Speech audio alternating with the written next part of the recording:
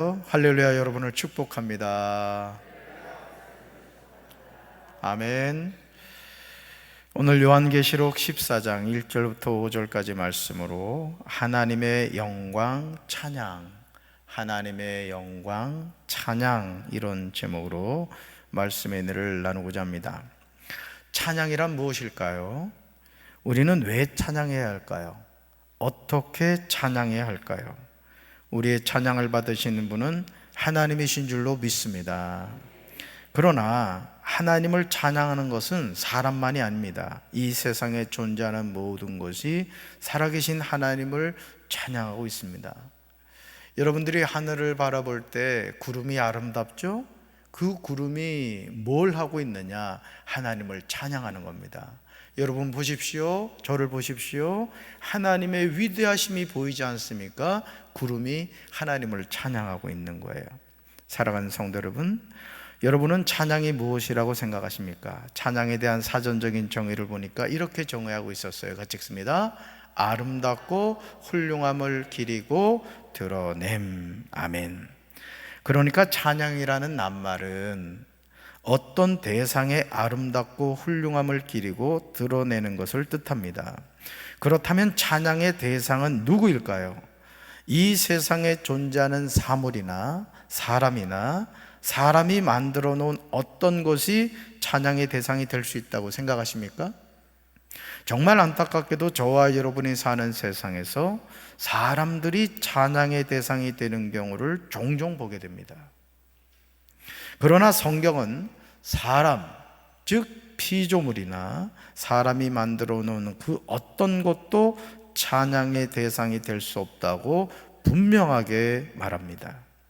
사도행전 12장 21절로 23절을 보시면 피조물인 사람이 살아계신 하나님이 받으셔야 할 영광을 받은 이후에 어떻게 되었는가에 대해서 분명하게 기록하고 있습니다.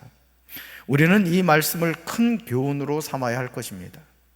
하루는 헤롯 왕이 유대인들과 약속한 날에 왕의 의복을 갖춰 입고 왕자에 앉아 그 자리에 모인 사람들에게 멋진 연설을 하였습니다.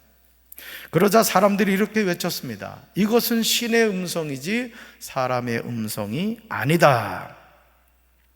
얼마나 헤롯이 연설을 잘했으면 이것은 신의 음성이지 사람의 음성이 아니다, 이렇게 말한 거예요. 그런데 헤롯이 즉시 하나님께 영광을 돌리지 않아서 주의 천사가 즉시 헤롯을 내리치심으로 벌레에 먹혀 죽고 말았습니다. 여기서 헤롯이 하나님께 영광을 돌리지 않았다는 것은 헤롯이 하나님이 받으셔야 하는 찬양과 영광을 도둑질했다는 뜻입니다.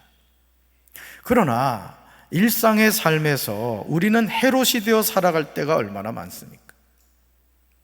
어떤 일이 잘 됐을 때 하나님께 영광을 돌려야 되는데 그 영광을 마치 내가 똑똑하고 잘나서 그렇게 한 것처럼 내가 괜히 으쓱으쓱 할 때가 있다는 거죠. 마치 예수님이 어린 나귀 새끼를 타고 예루살렘 성에 들어가니까 많은 사람이 호산나 호산나 하고 막 종려나무 가지를 가지고 막 환영을 했단 말이에요. 그랬더니 어린 나귀가 으쓱해지는 거예요. 야, 사람들이 드디어 나의 존재를 아는구나. 여러분, 사람들이 호산나 호산나 한 것은 어린 나귀를 향해 한 거예요? 아니면 그 나귀를 타고 있는 예수님을 향해 한 거예요? 근데 우리가 어린 나귀처럼 착각을 한다는 거예요. 주님이 받으셔야 될 영광을 마치 내가 잘나서 그 영광을 도둑질을 하려고 한다는 거죠. 유진 피터슨은 메시지 성경에서 동일한 내용을 다음과 같이 번역하고 있습니다. 같이 읽습니다. 그것이 불행의 시작이었다. 헤롯의 교만을 더는 볼 수 없었던 하나님께서 천사를 보내 그를 치셨다.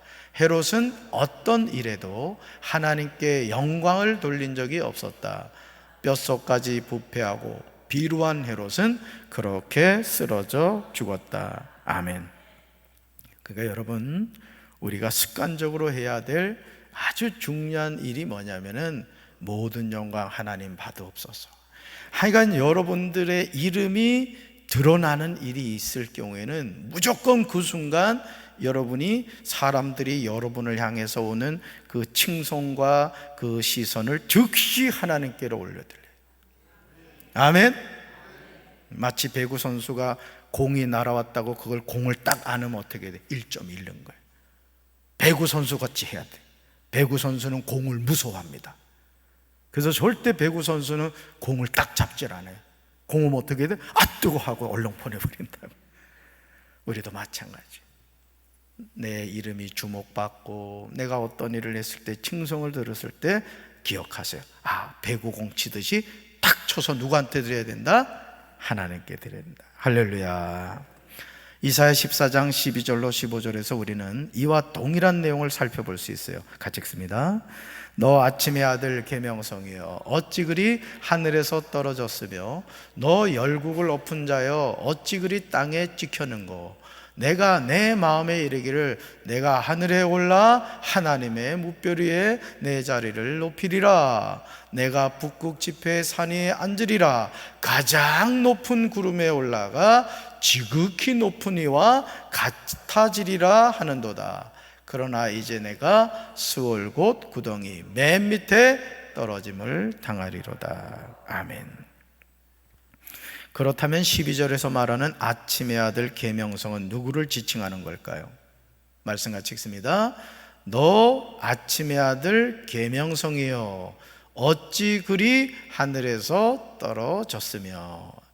여러분, 너 아침의 아들 계명성이여 어찌 그리 하늘에서 떨어졌느냐, 이러니까 요 구절을 가지고 말이죠, JMS 정명석은 말이죠, 정명석이잖아. 그러니까 이니셜로 JMS잖아요, 그죠? 그러죠? 그랬더니 참 하여간 이단들은 갖다 붙이기도 잘 붙여요. 지저스 모닝스타라는 거야, 자기가. 이건 갖다 붙이기도 잘 붙어요, 이단들은. 그 정명석이가 그렇게 자신을 표현하는 거예요. 자기가 구원자란 얘기죠. 한글 킹제임스 성경은요, 동일한 내용을 다음과 같이 번역하고 있어요. 같이 읽습니다. 오 아침의 아들 루시퍼야 내가 어찌 하늘에서 떨어졌느냐. 아멘. 아주 루시퍼라고 아주 이 한글 킹제임스 성경에서는 아주 명시를 하고 있어요. 그래서 여러분들이 성경을 읽어갈 때 아까 메시지 성경도 여러분들에게 소개해 드렸습니다마는 여러분들이 외식할 거 한 번만 안 먹으면은 여러분이 다양한 성경의 번역본을 가질 수 있어요. 그래서 개역 개정판을 읽다가 이해가 되지 않으면 아, 이걸 메시지 성경에서 어떻게 번역했지? 현대어 성경에서는 어떻게 번역했지? 새 번역에서는 어떻게 번역했지? 이런 궁금한 건 못 참잖아요, 그죠? 그럼 한번 읽어보시면은 거다 네임펜으로 밑줄을 이렇게 그고 가면 아, 이런 뜻이구나, 이 루시퍼를 향한 말이구나, 그렇게 알 수 있다는 거죠. 천사장이었던 루시퍼가 타락한 이유가 어디에 있습니까? 루시퍼는 평소에 속으로 말하곤 했어요. 우리는 루시퍼가 스스로 하는 말을 통하여 그의 내면 상태를 살펴볼 수 있는 거예요. 우리는 루시퍼의 교만함이 그를 타락하게 하였음을 깨달아야 됩니다. 자, 한번 볼까요? 같이 읽습니다. 내가 하늘로 올라가서 하나님의 별들보다 더 높은 곳에 내 보좌를 높이 세우겠다. 북쪽 끝에 있는 신들의 회의 장소인 산 꼭대기에 내가 앉겠다. 내가 구름 꼭대기로 올라가서 가장 높으신 분과 같아지겠다. 아멘. 여러분, 이 언중요골이라고 말에 뼈가 있다고 그러잖아요. 그러니까 여러분, 그 사람이 하는 말을 이렇게 들어보면 그 사람의 중심을 알 수 있는 거예요. 이번에도 윤석열 대통령이 나라를 대표해가지고 미국을 방문해가지고 말이죠, 그 왜 그런 말실수를 하냐, 이게 참 국민의 한 사람으로 너무너무 마음이 아파요. 그렇죠? 여러분, 예를 들어서 담임 목사인 제가 말이죠, 강경장이 열렸는데 많은 사람들 앞에서 이 XX 해보세요. 우리 교회 품격은 그 순간 뚝 떨어지는 거예요. 그래요, 안 그래요? 한 나라를 대표하는 대통령이 절대 그런 말 하면 안 되지. 정말 우리 기도해야 될 줄로 믿습니다. 진짜 우리나라가 지금 이 경제적으로도 어렵고 말이죠, 지금 여러 가지 지금 이 여야가 마음이 하나가 돼가지고 이 위기를 탈출해야 되는데 그 대통령 말 한마디 잘못해가지고 그거 가지고 그냥 쌈박질이나 하고 있고 말이죠. 참 너무너무 마음이 아파요. 루시퍼의 욕망은 살아계신 하나님보다 자신이 더 높아지는 거예요. 하나님처럼 되는 것이 루시퍼의 교만한 생각이었다는 거죠. 그리고 이런 타락한 욕망은 에덴 동산에 살던 하와와 아담에게 교묘히 접근함으로 사람의 마음속에 깊이 심어졌다는 겁니다. 여러분, 우리 마음속에도요, 이 교만이란 게 있습니다. 사실은 정말 하나님의 어떤 은혜를 우리가 깨닫지 못하면요, 부지불식간에 우리가 교만한 삶을 살게 된다고요. 창세기 3장 5절에서요, 뱀을 통해서 하와에게 접근한 사탄이 은밀하게 던진 미끼가 무엇입니까? 오늘도 사탄은 수많은 사람에게 접근하여 이것으로 미혹하고 있다는 거죠. 바로 그것이 뭐예요? 하나님과 같이 되어, 이거예요. 하나님과 같이 되어 대부분 이것에 넘어진다는 거예요. 은사 받은 분들이 처음에는 하나님이 하셨습니다, 뭐 엄청난 은사를 받는 분들이 있어요. 진짜 고치지 못할 병을 막 안진뱅이를 진짜 일으키고 말이죠, 엄청난 기적을 행한다고. 그 처음에는 하나님이 하셨습니다, 하나님이 하셨습니다 그러죠. 조금 지나면 하나님과 같이 했습니다. 그 다음 하나님 빼버려. 내가 했어, 나한테 까불지 마, 이런다고. 자기가 하나님 되는 거예요. 오늘 우리 주변에 그런 타락한 이들이 얼마나 많은지 몰라요. 여러분, 그래서 어떻게 보면 우리가 하나님을 보고 믿는 것도 참 중요하지만 보지 않고도 하나님의 말씀을 통해 믿어지는 게 축복인 겁니다, 여러분. 아멘. 마약도 처음에 맛보고는 자꾸 이게 나중에 마약 중독되는 거예요. 여러분, 우리가 신앙생활도 중독되면 안 됩니다. 우리 신앙은 항상 이성이 있어야 되는 게, 이성이. 덮어놓고 믿는 신앙이 좋은 신앙이 아니에요. 우리 신앙은 항상 하나님의 말씀을 근거로 해서 믿어야 될 줄로 믿습니다. 사이비 이단들의 공통점이 뭐예요? 그냥 무조건 그냥 막 거짓말해서 사람들을 현혹시키는 거죠. 창세기 3장 5절 읽습니다.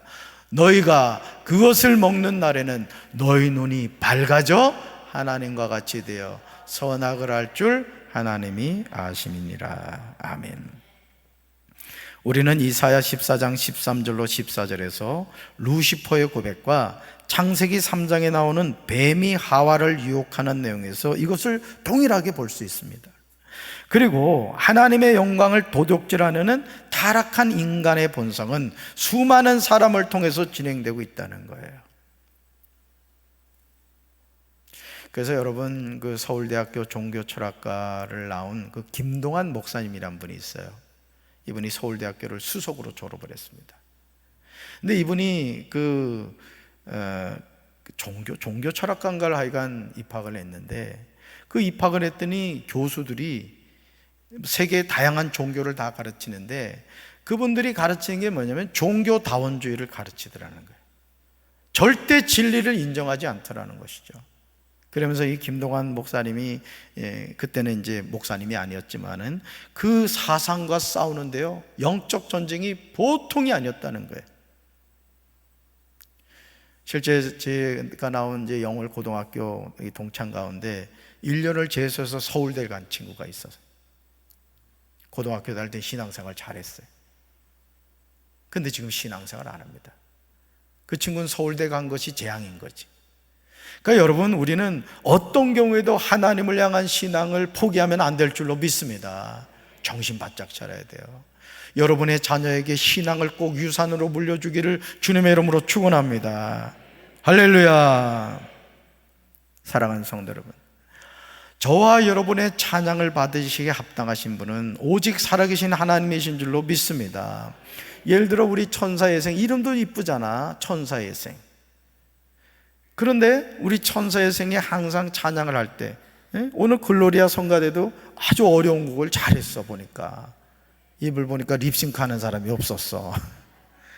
근데 항상 찬양을 할 때 여러분 앉아서 우리 예를 들어 천사예생과 같이 찬양할 때도 여러분이 그 찬양을 부를 때 여러분의 마음속에는 항상 어떤 고백이 있어야 되느냐? 이 찬양은 하나님께 드리는 겁니다. 할렐루야. 그러니까 여러분이 그 마음을 가지고 찬양을 해야 된다고요. 찬양을 못 들어주게 하려고 하지 마. 아멘? 여러분의 영혼의 고백으로 하란 말이에요. 그럼 그 찬양이 살아있는 찬양이 되는 거예요. 할렐루야. 사람은요, 찬양이 될 수 없습니다. 사람은 사랑의 대상일 뿐이에요. 오직 경배와 찬양은 홀로 한 분이신 아버지 하나님만이 받으셔야 할 줄로 믿습니다. 우리 교회는 항상 하나님만을 찬양하는 교회가 되어야 될 줄로 믿습니다. 내가 본 지옥과 천국이란 책에서 신성종 목사님은 자신이 8일간 환상을 통해서 보았던 지옥과 천국에 관하여 기록하고 있어요.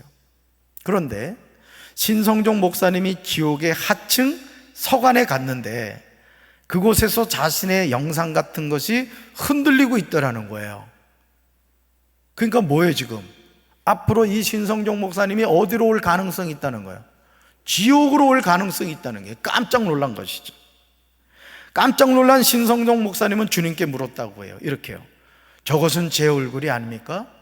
왜 제 영상이 저기에 보였던 것입니까? 저기가 어디예요? 지옥의 하층 서관에 있더라는 거예요.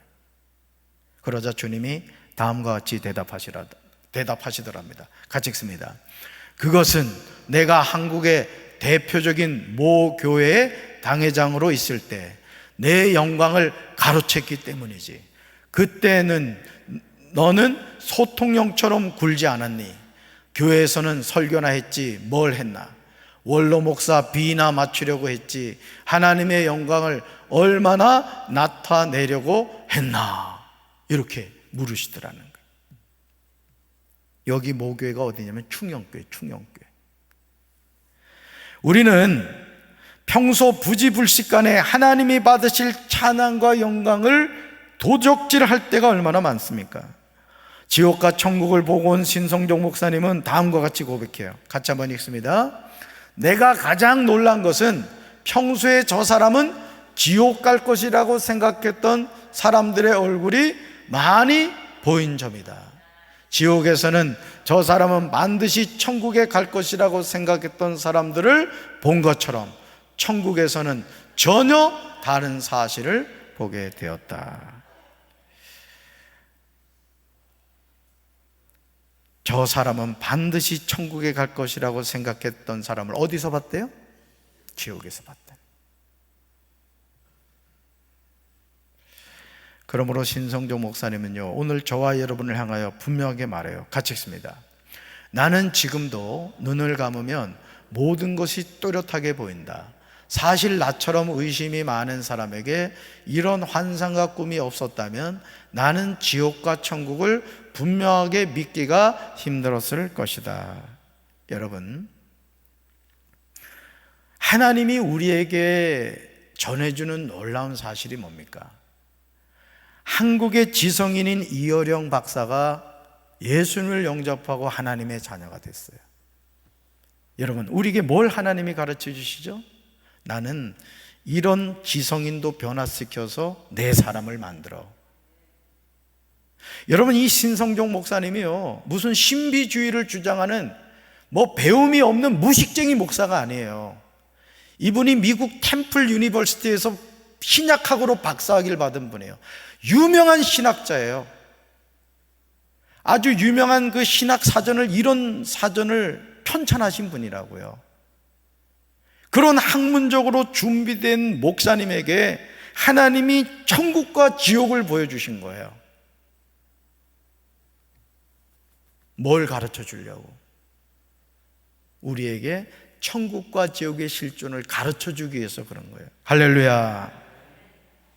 여러분, 천국과 지옥이 분명히 있음을 믿으시기 바라요. 저는 우리 교회 담임 목사로서 여러분들에게 매 순간 이 얘기를 전해주고 싶어요. 천국이 있고 지옥이 있다. 난 예수님 잘 믿고 천국 가야 된다. 좌우에 계신 분과 인사합시다. 천국 꼭 갑시다. 지옥 가지 맙시다. 그렇다면 우리는 왜 찬양을 해야 합니까? 사실 이 질문은 다음과 같이 바꿔야 정확합니다. 사람이 이 세상에 존재하는 이유가 무엇일까요? 찬양은 저와 여러분의 실존과 관계가 있는 거예요. 저와 여러분이 하나님을 찬양해야 하는 이유가 여러 가지로 생각할 수 있겠지만 이사야 43장 21절은 다음과 같이 대답하고 있어요. 같이 읽습니다. 이 백성은 내가 나를 위하여 지었나니 나를 찬송하게 하려 함이니라. 아멘. 이거 암송하셔야 될 말씀이에요. 동일한 구절을 우리말 성경에서는 다음과 같이 번역하고 있습니다. 같이 읽습니다. 이 백성은 나를 찬양하게 하려고 내가 손수 만든 사람들이다. 아멘. 자, 절 보세요, 성도님들. 자, 이 종 가지고 얘기를 많이 하는데, 여러분, 이 종이 왜 만들어졌죠? 저는 절대 심오한 질문하지 않는다 그랬잖아. 종은 종치라고 만든 거예요. 근데 예를 들어 이걸 가지고 제가 축구를 한다. 그럼 종에 대한 모독입니다. 마이크는 왜 존재하죠? 소리를 증폭해서 여러분들이 말씀 잘 들으라고. 안경은 왜 써요? 잘 보기 위해서. 여러분, 하나님이 이 세상에 무엇인가를 만들 때는 그 만든 목적과 이유가 있다는 것이죠. 자, 하나님이 왜 우리를 만드셨어요? 하나님을 찬양하라고 만드셨어요.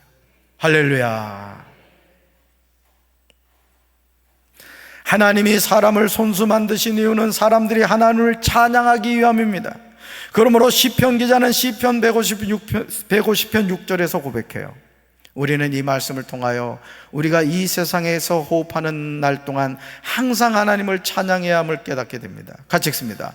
호흡이 있는 자마다 여호와를 찬양할지어다. 할렐루야. 아멘. 오늘 제가 강경제 읽기 부임해가지고 처음 우리 김옥순 권사님을 신방을 갔어요. 우리 임병옥 권사의 어머니. 그랬더니 얼마나 반가워하시는지 그냥. 제가 옆에 가서 또 앉았잖아. 내가 또 그런 걸 잘하잖아.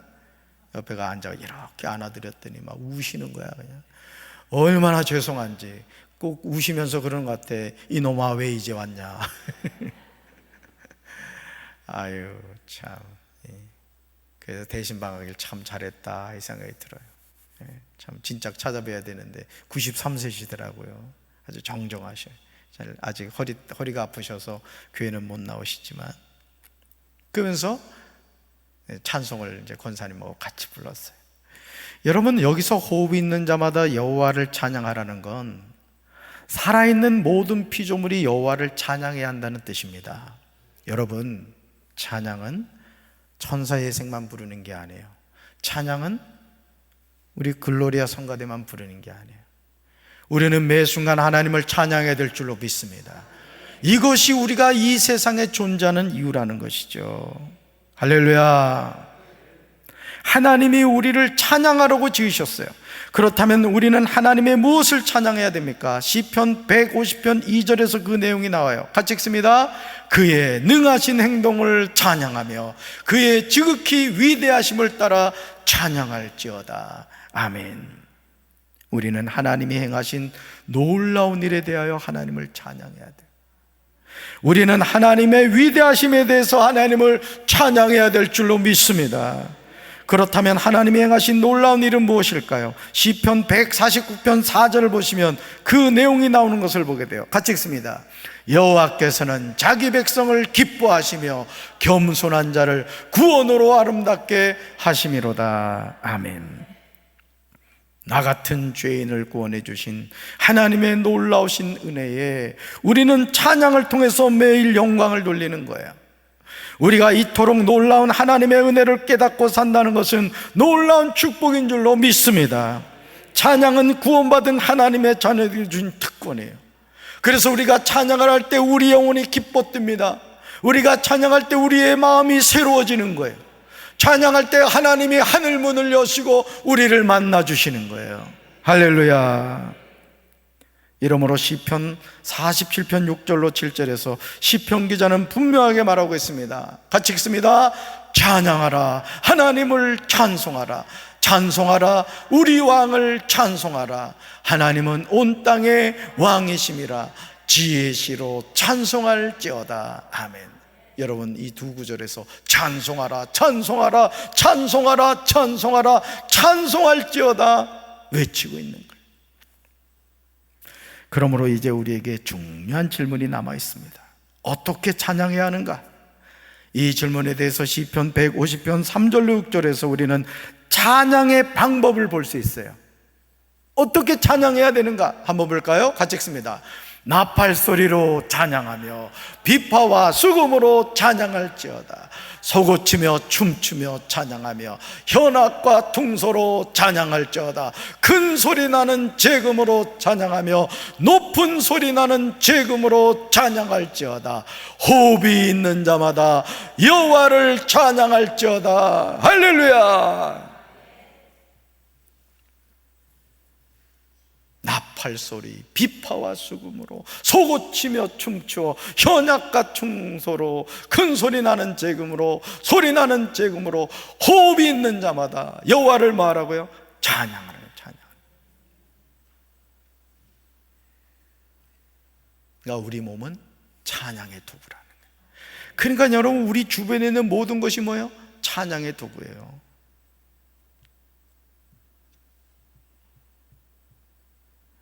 저는 우리 사랑하는 성도 여러분들이 이 찬양의 기쁨을 회복하시길 주님의 이름으로 축원합니다. 찬양할 때 우리는요, 온몸으로 찬양하는 거예요. 그래서 찬양할 때 박수를 칠 때도 사흘 피죽도 못 먹은 것처럼 그냥 불만 섞인 표정 지으면서, 그래서 지금 방송실에서 이렇게 카메라를 안 비춰주는 것 같아. 여러분 시험 들까봐, 저기 내 얼굴이야? 이럴까봐. 방송실이 센스가 있지 뭐야. 각종 악기를 동원하여 찬양하는 거예요. 지금 여러분 교회에서 이게 드럼치지만은 예전에 장로교에서는 이거 드럼치면 난리 나는 줄 알았습니다. 불경건하다고. 근데 성경에 봐요. 모든 악기를 동원해서 하나님을 찬양했지. 여러분, 하나님은 경배와 영광을 받으시기에 합당한 분이신 줄로 믿습니다. 천성적으로 목소리가 개성이 있는 분이 있어요. 좋은 의미의 개성이야. 그렇지만 그런 목소리도 하나님이 어떻게 하신다? 받으신다. 이게. 여러분, 콩나물과 친하지 않은 분들도 계실 겁니다. 그러나 하나님은 전심으로 부르는 찬양을 기뻐하시는 줄로 믿습니다. 아니, 찬양 부르다가 좀 틀리면 어때? 아까도 우리 전도사님이 조금 늦게 들어가니까 싱긋이 웃더라고. 나는 저 장정훈 전사 웃을 때 실수했구나 내가 바로 알잖아. 이쁘잖아요, 그죠? 여러분, 사람은 겉모습만을 따라 판단하지만 하나님이 보신 것은 사람의 중심이에요. 중심. 그러므로 찬양을 통해서 하나님은 놀라운 일을 행하시죠. 역대하 20장 21절로 22절에서 여호사밧 왕은 아람과 전쟁할 때 우리가 상상할 수 없는 이상한 방법을 사용하는 것을 보게 돼요. 전쟁을 하는데 이상한 방법을 써요. 유다 왕인 여호사밧은 백성과 의논하여 여호와께 노래할 사람, 곧 거룩하고 놀라우신 여호와를 찬양할 사람들을 뽑았어요. 아니, 전쟁을 해야 되는데 성가대를 모집한 거예요. 성가대를. 그들이 군대 앞에서 행진하며 이렇게 찬양했습니다. 같이 읽습니다. 여호와께 감사드리자. 여호와의 사랑은 영원하시다. 아멘. 그들이 노래를 시작하며 주님을 찬양하자 여호와께서는 유다를 치러 온 암몬과 모압과 세일산에서 온 사람을 공격할 복병을 숨겨 놓으셨어요. 그리고 암몬과 모압과 세일산 사람들을 치게 하셨습니다. 여러분, 가정에서 살아계신 하나님을 찬양할 때 귀신이 쫓겨나고 하나님의 영이 역사하게 될 줄로 믿습니다. 여러분의 사업장에도 찬양을 틀어놓으시란 말이에요. 자꾸 찬양을 들으시라. 찬양의 능력이 있어요. 사도행전 16장을 보시면 하나님의 부름을 받은 사명자인 바울과 실라는 복음을 전하다가 많이 맞은 후에 옥에 갇혔어요. 여러분, 주님의 일을 하면 주님이 도와주셔야 하지 않습니까? 그런데 도와주시기는 고사하고 오히려 매를 맞고 옥에 갇혔습니다. 그럼에도 바울과 실라는 하나님을 원망하지 않고 기도하고 찬송을 하였습니다. 그러자 놀라운 일이 일어났습니다. 갑자기 큰 지진이 일어나면서 감옥이 기반부터 흔들렸습니다. 곧바로 감옥문이 모두 열리고 죄수들을 묶고 있던 쇠사들도 다 풀렸다. 여러분, 찬양은 우리를 묶고 있는 악한 영으로부터 우리를 자유하게 하는 줄로 믿습니다. 모든 병마로부터 우리를 완전히 치료해 주실 줄로 믿습니다. 요한계시록 14장 1절 5절은 14만 4천 명이 천국에서 부르는 장엄한 찬양에 관한 기록입니다. 사도 요한은 자신이 보았던 광경에 관하여 전하고 있어요. 우리는 이 모습을 보면서 구원받은 하나님의 자녀가 됨이 너무 감사함을 알게 돼요. 같이 읽습니다. 나는 보았습니다. 어린 양이 시온산에 서 있고 그와 함께 14만 4천 명이 서 있는데 그들의 이마에는 어린 양의 이름과 그분의 아버지의 이름이 쓰여 있습니다. 아멘.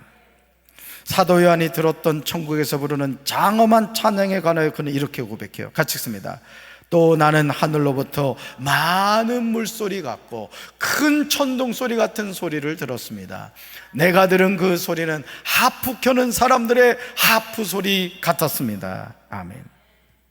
그런데요, 천상의 찬양을 하는 사람은 아무나 할 수 있는 것이 아니었어요.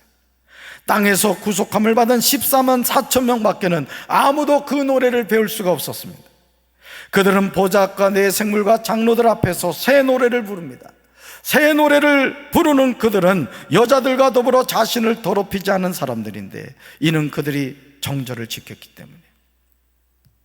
그들이 어린 양이 가는 곳이면 어디든지 따라가는 사람들입니다. 하나님과 어린 양에게 바쳐진 첫 예물로 사람들 가운데서 구속함을 받았습니다. 그들의 입에서 거짓을 찾을 수가 없으니 그들은 흠없는 사람들입니다. 사랑하는 성도 여러분, 지금 찬양이 중단되셨습니까? 그렇다면 다시 찬양의 능력을 회복하게 되시길 주님의 이름으로 축원합니다.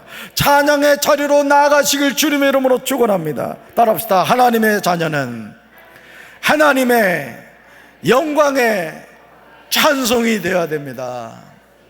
할렐루야. 그러므로 야고보서 5장 13절에서 야고보는 저와 여러분을 향하여 권면합니다. 우리는 야고보가 권면하고 있는 이 말씀에 순종해야 돼요. 하나님의 자녀는 고난의 때에는 믿음으로 기도하며 삽니다. 감사할 내용이 있을 때는 주님을 찬양하며 살아가요. 자, 말씀 같이 읽습니다. 고난을 당하는 사람이 있습니까? 그렇거든 그 문제를 가지고 계속 하나님께 기도하십시오. 감사할 일이 있습니까? 그렇거든 주님을 찬양하십시오. 할렐루야. 가슴에 손을 얹겠습니다. 하나님 아버지, 우리가 하나님의 영광을 도적질하지는 않았습니까? 호흡이 있는 자마다 여호와를 찬양하라고 말씀하셨는데, 이 백성은 나를 찬양하라고 내가 지었다 말씀하셨는데 우리가 어디에서 찬양을 놓쳐버렸습니까? 입술로만 부르는 찬양이 아니라 우리의 영혼으로, 우리의 믿음의 고백으로 부르는 능력의 찬양이 되게 하여 주옵소서. 여호사밧 왕이 전쟁을 할 때 성가대를 맨 앞에 세우고 하나님의 위대하심을 찬양하였을 때 하나님이 적군을 물리쳐 준 것처럼 우리가 믿음으로 찬양할 때 하나님께서 우리의 삶을 지켜주시고 우리 가정을 지켜주시고 우리 교회를 지켜주시고 우리 나라를 지켜주실 줄로 믿습니다. 날마다 우리가 이 찬양을 통하여 하나님께 영광 돌리며 살게 하여 주시옵소서. 축복하여 주시옵소서. 이제는 우리 주 예수 그리스도의 크신 이름과 아버지 하나님의 영광과 우리 보혜사 성령님의 위로하심과 은총이 우리 사랑하는 성도들의 삶과 찬양을 회복하기 원하는 우리 모든 백성들 위해 이제부터 영원토록 함께 하시기를 간절히 축원하옵나이다. 아멘.